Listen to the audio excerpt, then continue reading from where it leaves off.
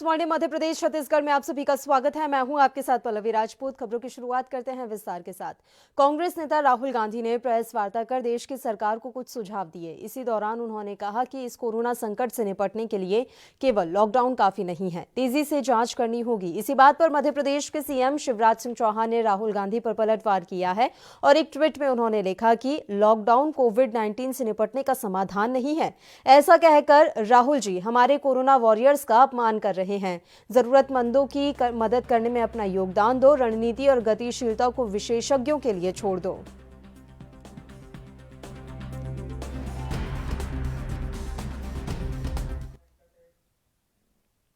Lockdown phase 2 के दूसरे दिन मध्य प्रदेश में कोरोना संक्रमितों की संख्या 1000 के पार हो गई। आज 114 मामले सामने आए, ये सभी इंदौर से हैं। इसके साथ ही राज्य में 1041 कोरोना संक्रमित हो गए हैं। 55 लोगों की मौत हो चुकी है। इंदौर में पॉजिटिव मरीजों का आंकड़ा बढ़ता जा रहा है। कोरोना प्रदेश में इस तरह से पैर पसार चुका है कि इससे स्वास्थ्य विभाग के कई कर्मचारी भी नहीं बचा पाए। इसको लेकर पक्ष और विपक्ष के नेताओं ने क्या कुछ कहा, सुनिए। तैयारी का सवाल है। 23 अस्पताल हमने डेडिकेट करके रखे हुए हैं। इसके लिए अलग से 16,868 बेड जो आइसोलेशन बिस्तर है वो हमारे पास तैयार है। आईसीयू के बेड हमारे पास 816 तैयार हैं। वेंटिलेटर हम पे 612 तैयार हैं। ऑक्सीजन सिलेंडर हैं। पीपीई की जो किट है हमारे पास पहले 5,000 आती थी, फिर 6,000 हुई, अब 10,000 रोज मंगवा रहे हैं। कहीं कोई कमी नहीं, पूरी तैयारी के साथ में, और हम इस पर जल्दी नियंत्रण पालेंगे। तो स्वास्थ्य विभाग के ज्यादातर अधिकारी 94 के करीब। इससे एक बात तो साबित हुई कि वो फील्ड में थे तो कोई दिक्कत तो आती है, असावधानी भी हुई, लेकिन इसके बावजूद भी कोई अमले की कमी नहीं है। जमाती चूंकि अंदर तक चले गए थे और स्वास्थ्य विभाग का अमला जब अंदर गया तो पथराव हुआ, पत्थर फेंके गए, मारपीट की गई, पुलिस वालों के साथ मारपीट की एक वर्ग विशेष के लोगों ने। अब ये विकृत मानसिकता के लोग हैं। इससे तो हम बाद में देखेंगे, पहले कोरोना से निपट लें, फिर इस मानसिकता से भी निकलेंगे। सबसे दुर्भाग्यपूर्ण स्थिति यह है कि 94 के लगभग स्वास्थ्य विभाग के पीएस से लेके नीचे तक के अधिकारी, 3-4 आईएएस, डॉक्टर्स, ये सब कोरोना पॉजिटिव हो गए। जिस विभाग को संभालना है कोरोना के मामले में, वो विभाग का पूरा कोरोना से ध्वस्त हो चुका है। स्वास्थ्य मंत्री उस दिन से गायब है। 6 मार्च को जब बैठक हुई थी कमलनाथ जी के उसमें, तो उसमें पहली बार कोरोना पे डिस्कस हुआ था कैबिनेट के अंदर। तो उस समय से स्वास्थ्य मंत्री जो गायब हुए, जो किडनैप किया गया उनको बेंगलोर, तब से स्वास्थ्य मंत्री, सरकार बदल गई 23 मार्च को, लेकिन स्वास्थ्य मंत्री नहीं बना। ये अपने आप में बहुत बड़ी विडंबना है कि बगैर स्वास्थ्य मंत्री के ये सरकार बीजेपी की अभी चल रही है। बात आती है कि देखिए, जिस प्रकार से स्वास्थ्य विभाग की गंभीर चूक और गंभीरता के साथ नहीं लिए गए निर्णय हैं, और जिन स्वास्थ्य विभाग के पीएस से लेकर आईएएस अधिकारियों ने इस बीमारी को फैलाने का काम किया, उनके पास ना तो कोई कार्रवाई हुई है। आज कार्रवाई होना जरूरी है, क्योंकि ये भी एक तरह की पूरी जमात है जिसने मध्य प्रदेश के स्वास्थ्य विभाग का डर्रा खत्म कर दिया। जिस स्वास्थ्य विभाग के ऊपर प्रदेश की जनता भरोसा करती थी, आज वो चरमरा चुका है, और कहीं ना कहीं 90 से ज्यादा यहाँ पे स्वास्थ्य विभाग के कर्मचारी संक्रमित हो चुके हैं। आज जनता भरोसा किस पे करे, उसका भरोसा इस स्वास्थ्य विभाग से उठ चुका है। मेरी मांग है कि पहली कार्रवाई जो पीएस थी उनके ऊपर होना चाहिए, जो आईएएस है उनके ऊपर होना चाहिए, जिनने की एहतियात ना बरतने के कारण इतना बड़ा मामला ये निकल के आया। कोरोना के बढ़ते कहर पर मध्य प्रदेश के सीएम शिवराज सिंह चौहान का क्या कुछ कहना है, आइए आपको सुनाते हैं। को दूर किया और अब सारे इंदौर को एक किया। भोपाल में तबलीगी जमात और उसके बाद एक दूसरा जिसका मैंने जांच के निर्देश दिए हैं, हमारे स्वास्थ्य का पूरा अमला ही। मैं जब आया तो मेरे आने के दूसरे दिन ही पता चला कि आईएएस संक्रमित हो गए, फिर दूसरे आईएएस संक्रमित हो गए। पूरे स्वास्थ्य विभाग का अमला मेरे मुख्यमंत्री बनने के पहले ही संक्रमित हो चुका था। तो डायरेक्टरेट ही हमको, हेल्थ डायरेक्टरेट ही हमको बंद करनी पड़ी। यहां ये 2 बड़े कारण थे फैलने के। और उज्जैन चूंकि इंदौर से लगा हुआ है, तो हमने 3 को एक अलग जोन में रखा है, और यहां पूरे शहर को लॉक करने की हमने तीनों शहरों को निर्देश दिए। पूरे शहर को लॉक किया है। इनके हॉटस्पॉट, कंटेनमेंट एरिया, यहाँ स्वास्थ्य की टीमें, यहाँ सर्वे, यहाँ टेस्टिंग। अब भोपाल में भी टेस्टिंग की जो काम है, सैंपल लेने का काम लगातार हम बढ़ाते जा रहे हैं। लेकिन दूसरी श्रेणी उन जिलों की है जहां अपेक्षाकृत कम रोगी है, हम उस शहर में कंटेनमेंट एरिया बना के उसको वहीं रोकना चाहते हैं। और तीसरे हमारे वो जिले हैं जहां भी एक भी पॉजिटिव केस नहीं पाया गया, वहां ना फैले, इसका हम इंतजाम कर रहे हैं। स्वास्थ्य विभाग के जो कर्मचारी से ऊपर जो आ रही है बताया जा रहा है, तो उसको लेकर के जांच के आदेश हमने जांच के आदेश दिए। हम पता चला रहे हैं कि वो फैला कैसे। मैंने कहा कि मैं तो खुद मीटिंग में, जब पहली मीटिंग में आया, उसके पहले मध्य प्रदेश में कोई मुख्यमंत्री स्तर की मीटिंग ही नहीं हुई थी, इससे निपटने की कोई तैयारी नहीं की गई थी। और स्वास्थ्य विभाग के अमले को भी ऐसा लगता है कोई ट्रेनिंग ही नहीं दी गई थी, और इसलिए पूरा स्वास्थ्य विभाग संक्रमित हो गया था। यहाँ भोपाल में मैंने जांच के निर्देश दिए हैं, और उन निर्देशों के जो भी परिणाम आएंगे उसके आधार पर निष्कर्ष निकलेंगे, हम कार्रवाई भी करेंगे। सर, पहली मीटिंग में जब आप बैठे तो मध्य प्रदेश के इंदौर से जिस तरह कोरोना संक्रमण के मामले सामने आ रहे हैं, उसे लेकर पूर्व कैबिनेट मंत्री जीतू पटवारी ने राज्य सरकार पर हमला बोला है। सीएम शिवराज पर आरोप लगाते हुए उन्होंने कहा कि वो स्थिति को संभालने में सक्षम नहीं है, इसलिए केंद्र सरकार इंदौर के लोगों की जान बचाए। हेल्थ बुलेटिन स्वास्थ्य विभाग ने जारी किया, जिसमें से इंदौर में करीब 400 और कुछ सैंपल्स भेजे गए थे, उसमें से 200 से ऊपर सैंपल्स पॉजिटिव पाए गए। ये लॉकडाउन के 25वें दिन हुआ है। मैं मानता हूं कि ये गंभीर समस्या है। ऐसे में या तो हम टेस्टिंग सही तरीके से नहीं कर पा रहे हैं, या फिर हम जो लॉकडाउन का नियम सही तरीके से पालन नहीं करवा पा रहे हैं, या तीसरा हम क्या बीमारी के तीसरे स्टेज पे पहुंच गए हैं। जो बिना लक्षण से मरीज पॉजिटिव निकल रहे हैं, इसका मतलब है कि क्या पूरे समाज में ये बीमारी फैल रही है। मैं मानता हूं कि ये स्थिति रेड जोन के एकदम गंभीर स्टेज पे है। बार बार हम मुख्यमंत्री जी से अनुरोध कर रहे हैं कि आप अपना हेडक्वार्टर इंदौर बनाएं, पर क्या पता वो ऐसा क्यों नहीं कर रहे हैं। पर साथ ही साथ ये भी जरूर है कि इंदौर की 40 लाख लोगों को हम मुख्यमंत्री के भरोसे मौत के मुंह में नहीं डाल सकते। इंदौर के परिवार का होने के नाते मेरा अपना इंदौर है, इसलिए मैं देश के प्रधानमंत्री से आग्रह करता हूं कि इस पूरी सिचुएशन को आप हैंडल करें, देश की सरकार हैंडल करे, और यह हेल्थ इमरजेंसी से भी बड़ा कोई आपका कारगर हो कोई नियम, उसको लागू करें। मैं अनुरोध ये इसलिए करना चाहता हूं कि हमारे स्वास्थ्य विभाग के 70 कर्मचारी इस बीमारी से पहले ही ग्रसित हो चुके हैं, और बार बार कितने भी प्रयास के बाद भी स्थिति दिन पे दिन बिगड़ती जा रही है। मैं मानता हूं इस परिस्थिति में हमारा मुख्यमंत्री सक्षम नहीं है इस पूरी परिस्थिति को संभालने के लिए, तो कृपया करके देश की सरकार इसमें इंटरप्ट करे, इस पर ध्यान दे, और मेरे इंदौर के 40 लाख लोगों की जो जान आफत में आई है उसको संभाले। धन्यवाद। छत्तीसगढ़ के सीएम भूपेश बघेल ने जानकारी दी है। सीएम ने ट्वीट कर बताया कि एम्स रायपुर में जिन कोरोना पॉजिटिवों का इलाज चल रहा था, उनमें से 6 मरीजों का टेस्ट लगातार 2 दिन से नेगेटिव आने के बाद आज उनको डिस्चार्ज कर दिया गया है। अब केवल 10 कोरोना पॉजिटिव मरीजों का इलाज चल रहा है। आशा है कि वो भी जल्द स्वस्थ होंगे।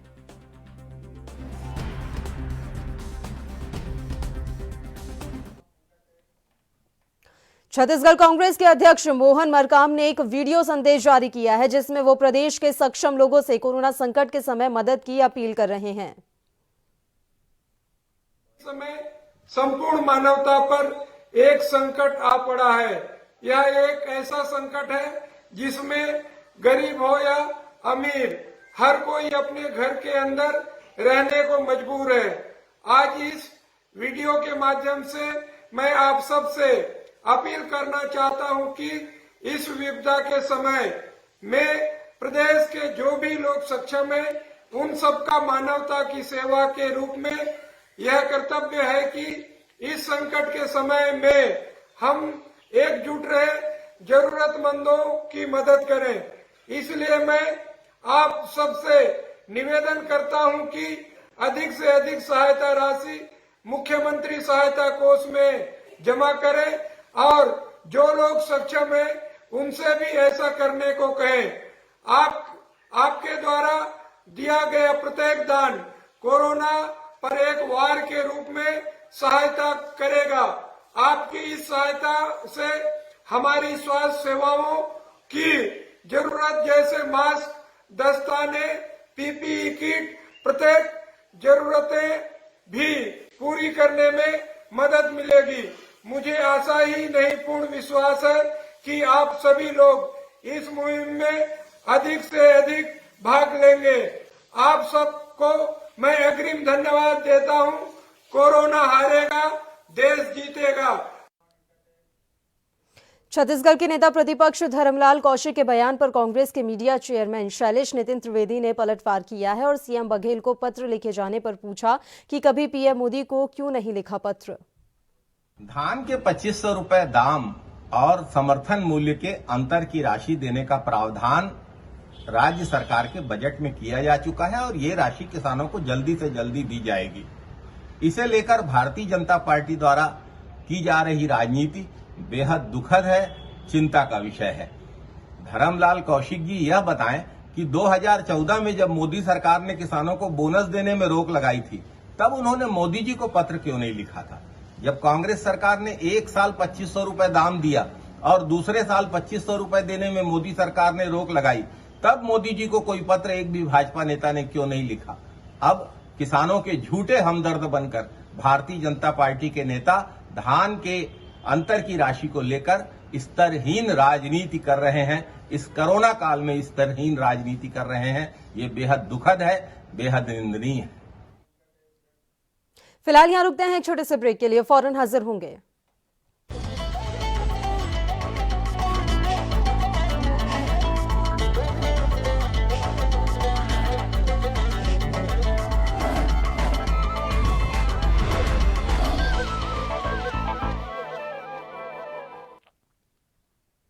और उत्तर प्रदेश से इस वक्त की बड़ी खबर सामने आ रही है। यूपी से इस वक्त की बड़ी खबर, डॉक्टरों पर हमला करने वालों पर लगेगा एनएसए। इस वक्त की बड़ी खबर हम पहुंचा रहे हैं यूपी से।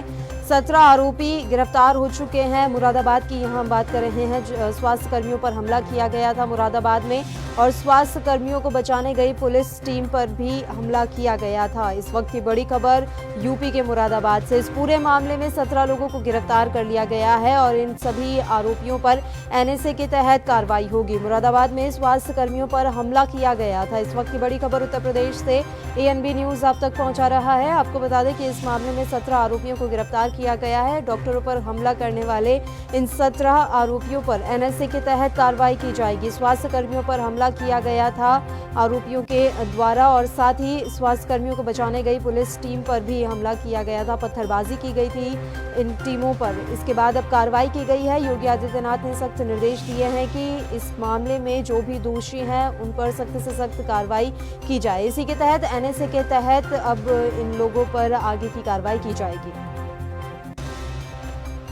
खबर पर ज्यादा जानकारी के साथ हमारे संवाददाता वाजिद अली समय फोन लाइन पर जुड़े हुए हैं। वाजिद, पूरी जानकारी आपसे चाहेंगे। 17 आरोपियों को गिरफ्तार किया गया, बताया जा रहा है कि एनएसए के तहत इन पर कार्रवाई होगी। जी देखिए पल्लवी, मैं आपको बताना चाहूंगा जैसे कि कल पथराव किया गया था पथरवियों द्वारा, उसी के चलते मुरादाबाद प्रशासन ने ड्रोन कैमरे के जरिए 17 लोगों को गिरफ्तार किया है, जिसमें पुलिस प्रशासन मुस्तैद हो गया है। 17 लोगों को 7 महिलाओं समेत गिरफ्तार कर उनके खिलाफ सख्त कार्रवाई की बात प्रशासन द्वारा की जा रही है। ड्रोन कैमरों के जरिए निगरानी रखी जा रही है। यदि कोई भी व्यक्ति ड्रोन कैमरों में कैद होता है और नजर आता है तो उसके साथ गिरफ्तारी कर उसके साथ सख्त कार्रवाई की जाएगी। पुलिस प्रशासन अलर्ट है, 3 थानों की टीम वहां पर मौजूद है और चौकन्ना पुलिस प्रशासन वहां मुस्तैद दिखाई दे रहा है। जी बहुत बहुत शुक्रिया वाजिद अली तमाम जानकारी के लिए। तो इस वक्त की बड़ी खबर हम पहुंचा रहे हैं उत्तर प्रदेश से। स्वास्थ्य कर्मियों पर हमला करने के आरोप में 17 लोगों को गिरफ्तार कर लिया गया है। डॉक्टरों पर हमला करने वाले इन सभी आरोपियों पर एनएसए के तहत कार्रवाई की जाएगी। इस वक्त की बड़ी खबर यूपी के मुरादाबाद से एएनबी न्यूज आप तक पहुंचा रहा है। मुरादाबाद में स्वास्थ्य कर्मियों पर हमला किया गया था। अब एनएसए के तहत इन सभी पर कार्रवाई की जाएगी। 17 आरोपियों को गिरफ्तार किया गया है। इस पूरे मामले में डॉक्टरों पर हमला करने वालों पर एनएसए लगेगा। 17 आरोपी इस पूरे मामले में गिरफ्तार किए जा चुके हैं। इन सब पर एनएसए लगेगा, उसी के तहत कार्रवाई होगी। मुरादाबाद की हम यहाँ बात कर रहे हैं। बुधवार को मुरादाबाद में स्वास्थ्य कर्मियों पर हमला किया गया था, पत्थरबाजी की गई थी और स्वास्थ्य कर्मियों को बचाने के लिए और स्थिति को नियंत्रण में करने के लिए मौके पर पहुंची पुलिस टीम को भी आरोपियों ने नहीं छोड़ा था और जमकर पत्थरबाजी पुलिस टीम पर भी की गई थी। इस दौरान कई स्वास्थ्यकर्मी और पुलिसकर्मी घायल हुए थे।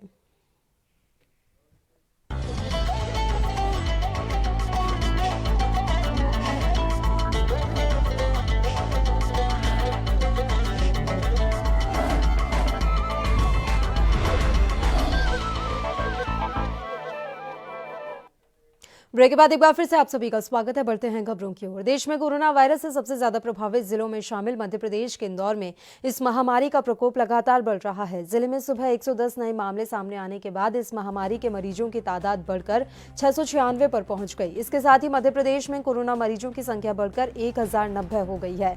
इंदौर के सीएमएचओ प्रवीण जाड़िया ने कहा कि दिल्ली की एक प्रयोगशाला से आई रिपोर्ट में इंदौर जिले के 110 और लोग कोरोना वायरस से संक्रमित पाए गए हैं।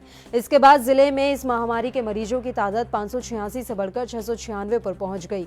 इनमें से 39 लोगों की इलाज के दौरान मौत हो चुकी है। आंकड़ों की गणना से पता चलता है कि गुरुवार सुबह तक इंदौर जिले में कोविड-19 के मरीजों की मृत्यु दर 5.60% थी और राष्ट्रीय औसत से ज्यादा है। हालांकि गुजरे एक हफ्ते से इंदौर की इस दर में लगातार गिरावट दर्ज की जा रही है। इंदौर देश के उन शीर्ष जिलों की जमात में भी शामिल है जहां प्रति 10 लाख आबादी में कोविड-19 के सबसे ज्यादा मरीज मिले हैं। इंदौर जिले की आबादी 35 लाख से ज्यादा आंकी जाती है।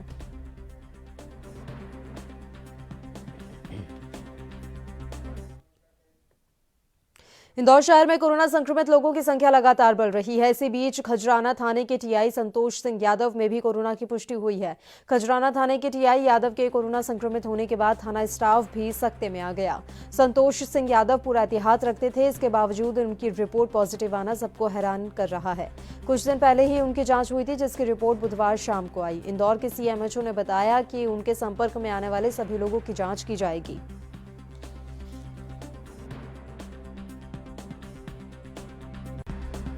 टीआई खजराना के नाम से भी एक रिपोर्ट पॉजिटिव इसमें दर्शित हो रही है और हमने हमारी टीम को और जो क्षेत्र के डीएम है ये लोग वहाँ विवेचना कर रहे हैं और उनके संपर्क में आने वाले प्रत्येक स्टाफ को जांच की जाएगी।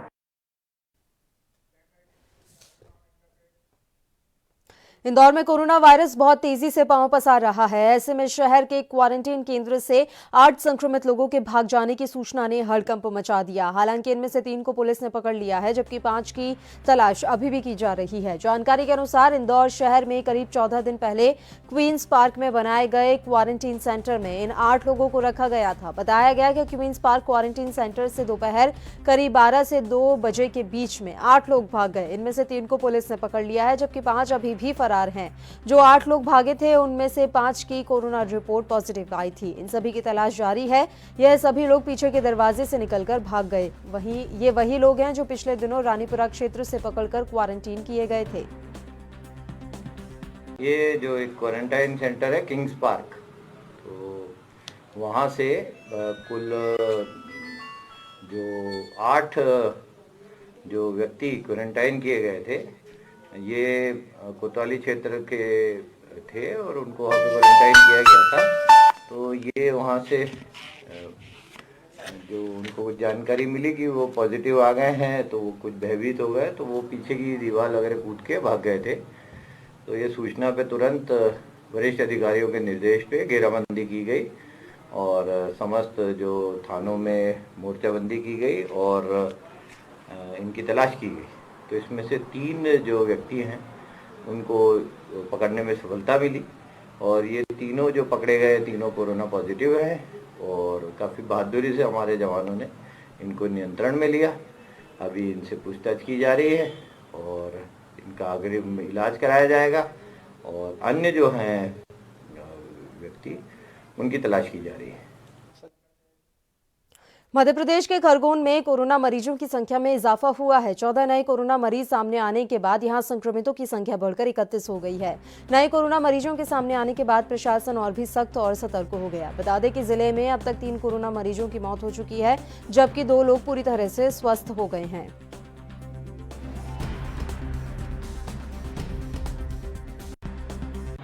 एक तो 12 की एक लिस्ट है और एक लिस्ट 2 की आई है, जो ये 13 तारीख को बन गई थी, हमें प्राप्त आज हुई है। इसे टोटल 14 केस हमारे खरगोन जिले में आज मिले। सर कहाँ इसमें से 2 पिपलिया के हैं, महेश्वर ब्लॉक की, एक झिमिया का है और 3 गोगावा के हैं और 8 अपने यहाँ खरगोन। कुल मरीजों की संख्या कितनी हो गई सर? कुल मरीजों की संख्या टोटल 31।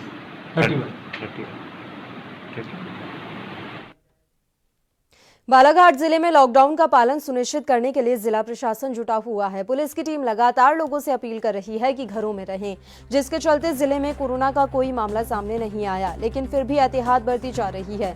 संक्रमण को रोकने के लिए शहर के 4 स्थानों पर ऑटोमेटिक सैनिटाइजिंग मशीन लगाई गई है। शहर के जिला अस्पताल, कलेक्ट्रेट, पुलिस लाइन और केशर प्लाजा कॉम्प्लेक्स में ऑटोमेटिक सैनिटाइजिंग मशीन लगाई गई है।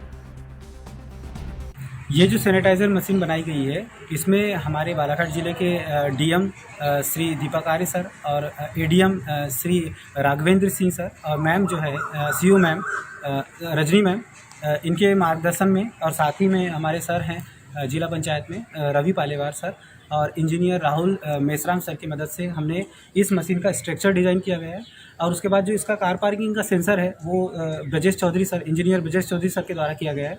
और इसका जो हार्डवेयर बनाया गया है मेरे द्वारा बनाया गया है। मैं नरेश सपाटे हूँ।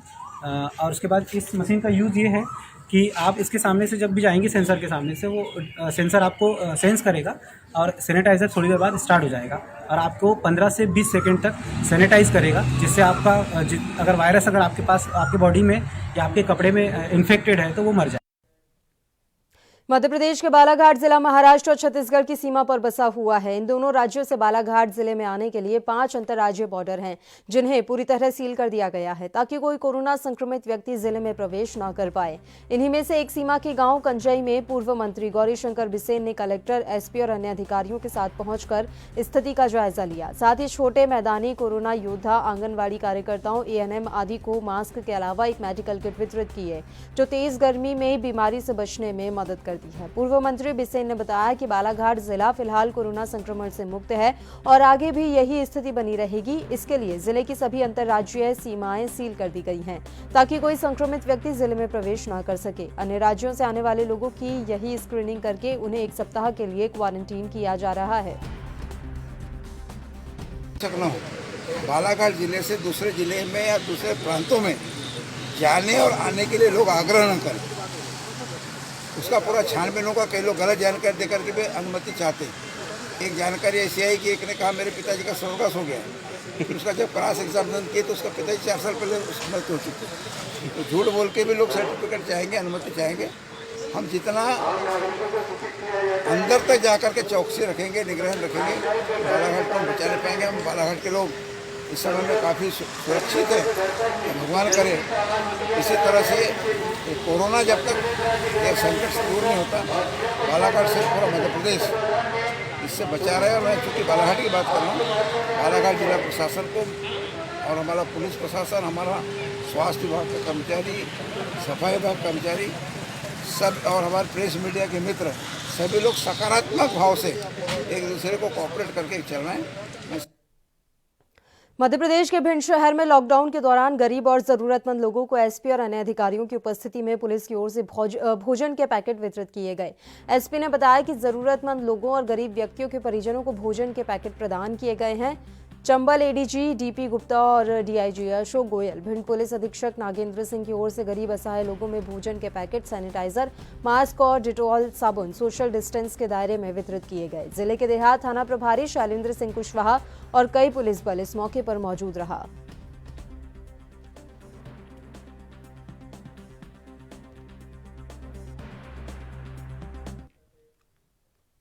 कोरोना के संक्रमण को देखते हुए देश भर में 3 मई तक के लिए लॉकडाउन बढ़ा दिया गया है। वहीं एमपी के तेंदुखेड़ा में प्रशासन और भी सख्त हो गया है। तेंदुखेड़ा प्रशासन ने तहसील की सीमाओं को पूरी तरह सील कर दिया है। साथ ही अनावश्यक रूप से घूम रहे लोगों के खिलाफ कार्रवाई की जा रही है और उनके वाहनों को जब्त किया जा रहा है।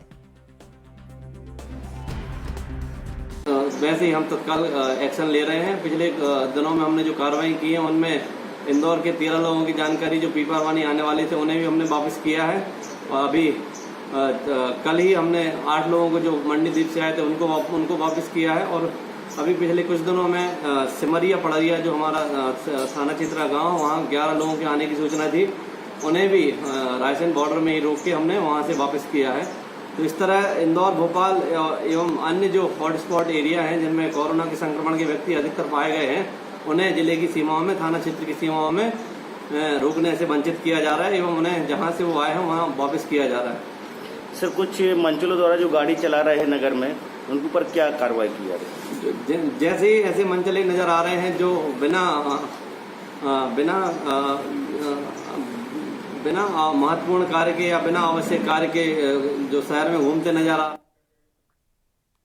मध्य प्रदेश के बैतूल में लॉकडाउन का उल्लंघन करने वालों को पुलिस ने अनोखी सजा दी है। दरअसल कुछ लोग रात के समय बाहर घूम रहे थे। पुलिस ने जब उनसे पूछताछ की तो बताया कि वे सेहत बनाने के लिए बाहर घूम रहे हैं। उनकी बात सुनकर डीएसपी संतोष कुमार ने कहा कि उन्हें एक शर्त पर छोड़ा जा सकता है, अगर वे 30 दंड बैठक लगा लेते हैं। डीएसपी ने खुद भी उन लोगों के साथ दंड बैठक लगाई, लेकिन लॉकडाउन तोड़ने वालों में से कोई भी 30 दंड बैठक नहीं लगा सका और पुलिस ने उनके वाहनों के चालान काटकर छोड़ दिया। साथ ही चेतावनी दी कि अगर कोई दोबारा ऐसा करता पाया गया तो उसके खिलाफ कठोर कार्रवाई होगी।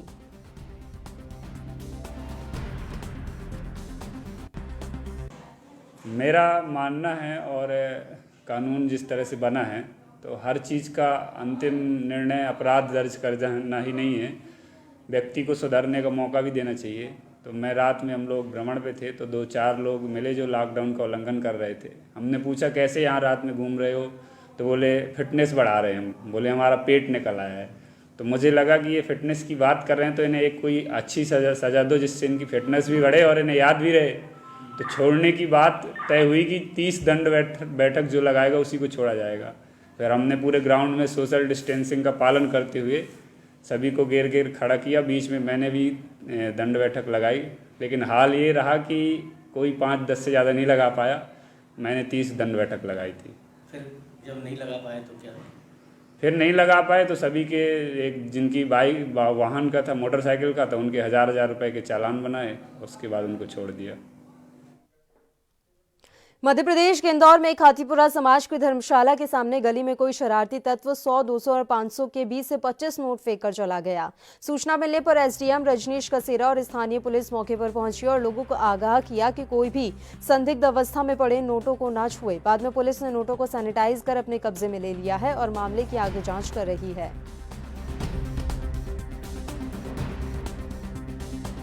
अब जो 500 रुपये 100 रुपये जो रनिंग करेंसी थी वो लोग कुछ फेंक गए थे, जो संदिग्ध अवस्था में थे कि कोई एक की लोकेशन में इस तरह से नोट मिलना थोड़ा सा दिक्कत देते हैं कि क्या इसमें पॉसिबिलिटी हो सकती है। तो उसी को लेके हीरानगर पुलिस उसकी जांच कर रही है, नोटों को जब्त उन्होंने किया है।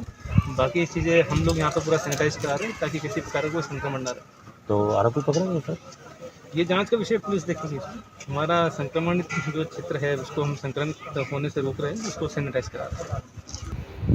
एक्चुअली आज दोपहर लगभग 12:30 के आसपास की एक घटनाक्रम है जिसमें पुलिस को यह सूचना प्राप्त हुई थी कि हाथीपुरा धर्मशाला के पास मुख्य मार्ग पर कुछ नोट पड़े हुए हैं। इस सूचना पर पुलिस बल मौके पर पहुंचा था और उनके द्वारा उक्त नोट सैनिटाइज करके अपने कब्जे में लिए गए। लॉकडाउन के दौरान भी सफाई कर्मी अपना काम कर रहे हैं। इसी के चलते उन्हें भी कोरोना वॉरियर्स का दर्जा समाज में दिया जा रहा है। जैसे कोरोना से लड़ने में पुलिस और डॉक्टर की अहम भूमिका है, वैसे ही सफाई कर्मी भी अपना योगदान दे रहे हैं। इसीलिए मध्य प्रदेश के जिला रायसेन के बेगमगंज शहर में सफाई कर्मियों को सम्मानित किया गया।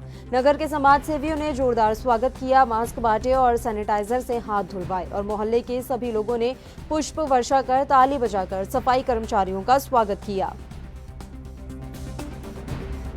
नगर पालिका के समस्त कर्मचारी, सफाई कर्मी जो दिन रात इस दुख की घड़ी में, इस विशेष विषम परिस्थिति जो देश के और दुनिया के ऊपर आई है, जिसकी वजह से आज भारत ये महायुद्ध जीतने जा रहा है, उसमें बहुत ही अहम भूमिका हमारे माननीय सफाई कर्मचारी भी निभा रहे हैं, जिसकी बदौलत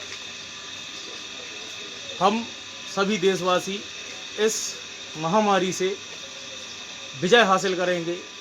किसी भी प्रकार से ये महामारी हमारे ऊपर हावी नहीं होने देंगे। यही दृढ़ संकल्प लेके दिन रात लगे हुए हैं। तो हमारा कर्तव्य बनता है कि हम इनका सम्मान करेंगे और हमेशा, आज नहीं हमेशा ता जिंदगी इनका सम्मान हमें करना है और करते रहें। कोरोना जैसी महामारी के बीच